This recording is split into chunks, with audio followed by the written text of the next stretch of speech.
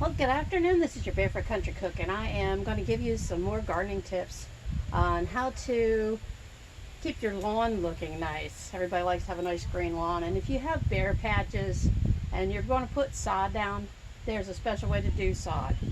You want to make sure that you loosen up the soil below the sod, and you use one of these babies right here to do that. You scrape the dirt really well, get it nice and loosened up.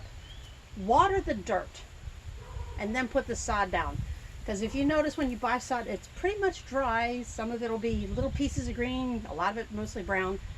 And if you're getting zoysia, which is that all year round thick grass, and it's expensive to get it in sod, but it turns brown in the winter and then it turns nice luscious green in the spring and summer. So unroll your sod piece after you've raked up the surface dirt, and you put that sod down, and you put some water down underneath it, and then you're going to water the top of it.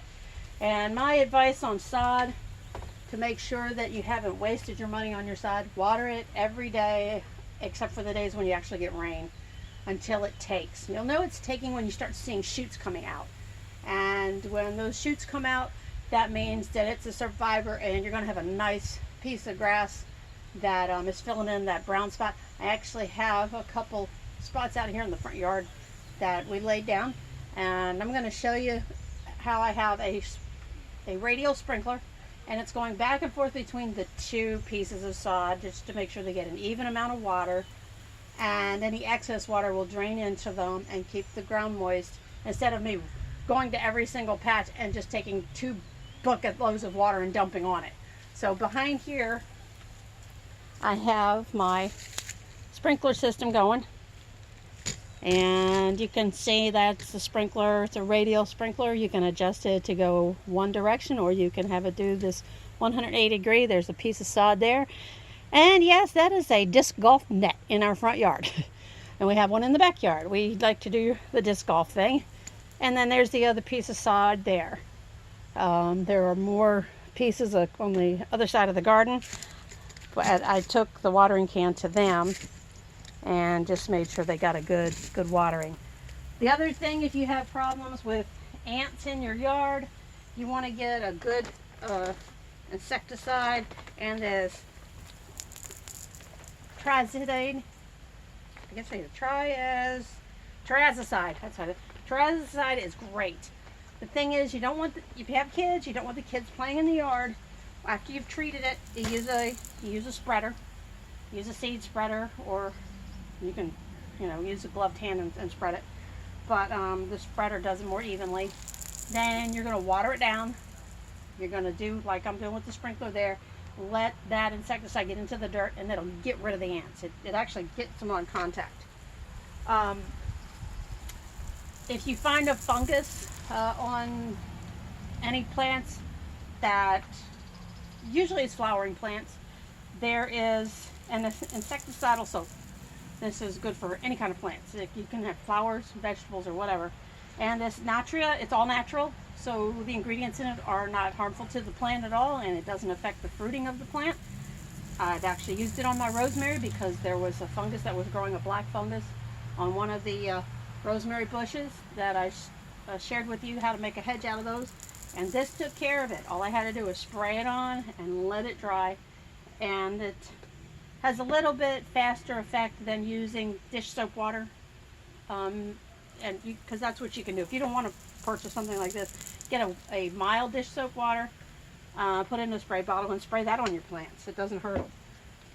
Now there's also since I'm out in the yard, and I do have my own bug repellent essential oil that I use, but I also have this, because this is safe for kids, it's called Bioganic.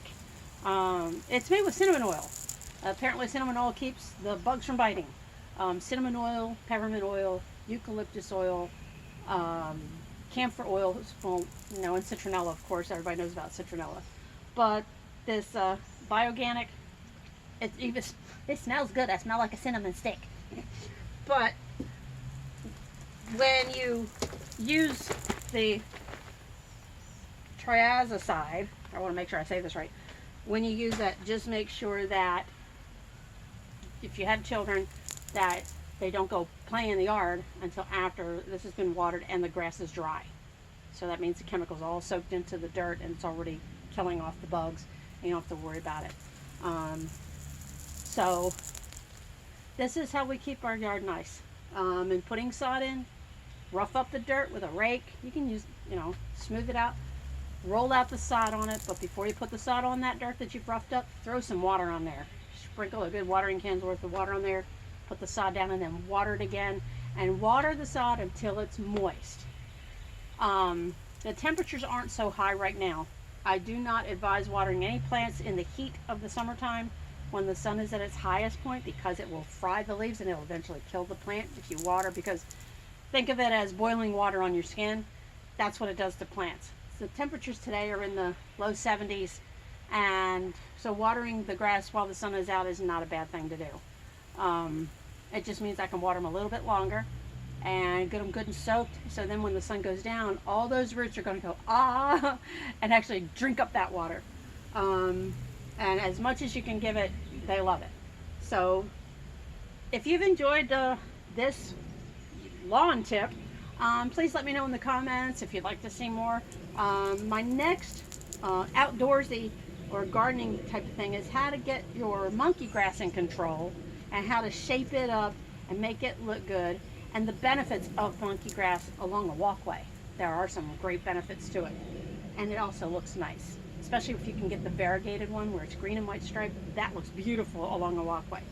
So this has been your Barefoot Country Cook. Like the video, give me a thumbs up, go ahead and share it. Please leave me a comment if you'd like to see something specifically about outdoor stuff, and maybe one day we'll be out on my fishing boat and we'll show you some fishing. But and by all means, subscribe if you'd like to see more of this kind of thing. You want to see more cooking, I've got a couple new cooking videos on my channel right now, and I've got gluten-free homemade pasta coming up. So for those of you who like to dabble in authentic Italian but don't want to have the gluten, you're in for a treat. So everybody have a great day.